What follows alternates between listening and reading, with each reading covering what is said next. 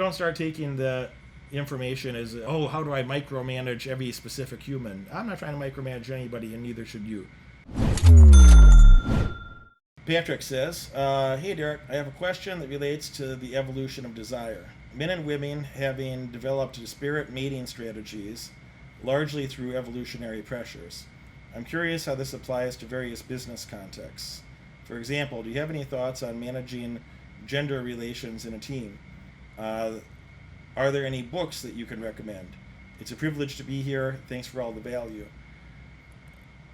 You know, it's not even a topic people would write about today, because some idiot would be offended.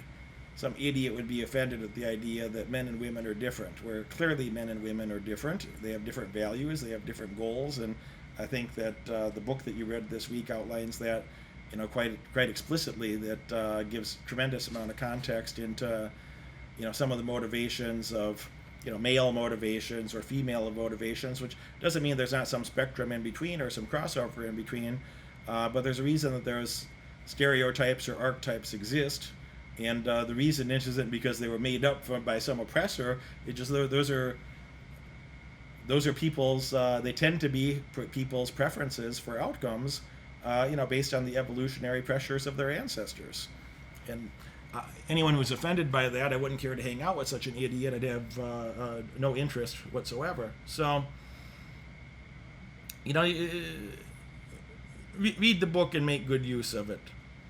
Read the book and make good use of it. Of, like, you know, of course, men and women tend to have different general strategies or different goals.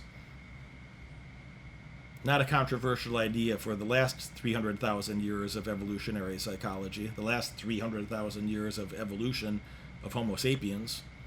It hasn't been a controversial idea for 300,000 years, till recently, when some idiots, you know, someone, no doubt, born from a parent's ass, no doubt bumped their head after falling out of their parent's rectum.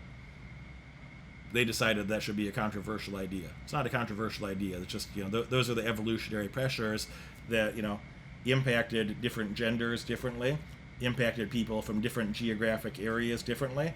That, you know, some people were forced to learn things about, you know, farming, etc. People that learned about agriculture in various environments, their communities thrived and got bigger. You know, your genetic ancestors who didn't understand it was a bad idea to walk off a cliff, perhaps they didn't make it. Their DNA didn't get to reproduce. So evolution is efficient and just. There's nothing wrong with that. It shouldn't be a controversial idea. You know, as far as managing men or women differently, it's like, you know, use your fucking common sense. Use your sense about it. And I mean, in fairness, maybe common sense is not so common, but I would never. I would never suffer the confusion to believe that, like, you know, men and women have exactly the same goals or motivations in life. It's just not true. It's just simply not true. Is there's, you know, numerous circumstances that, you know, men engage in certain behaviors that tend to be, you know, mostly men behaviors, and women engage in certain behaviors that tend to be mostly women behaviors. And either of those are right or wrong. It's like, you know, they had different evolutionary pressures over time. They develop different tastes and preferences, and then you as an individual are going to do some things in your life that are more masculine, and then you're going to do some things that are more feminine. And there's nothing wrong with that. You know, you'll choose, given you know, your individuality and your specific taste and preferences, you know, what areas of your life you choose to be, you know, more dominant or aggressive or masculine, and what areas that you might go with the flow a little bit more or have a more feminine intuition about things, and you know, you like to live your life that way. And it's a personal preference.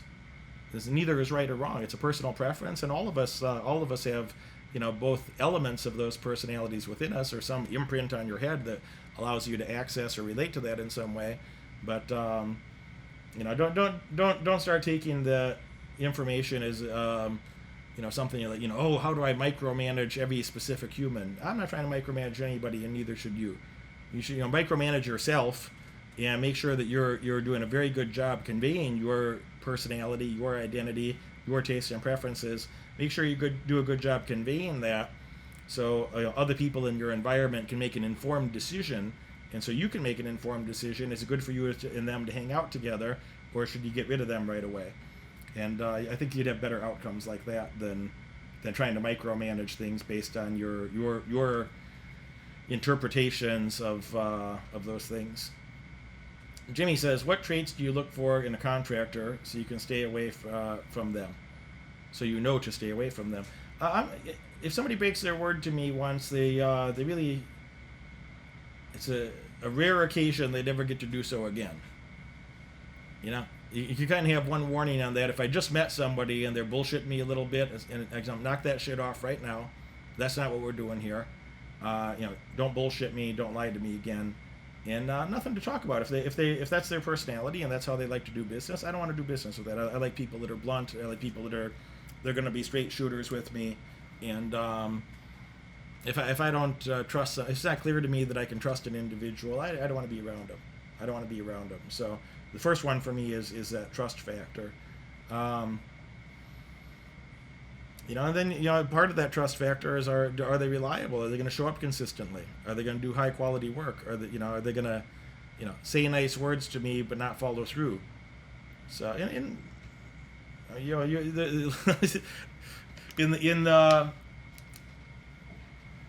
a lot of people out there are hopeless.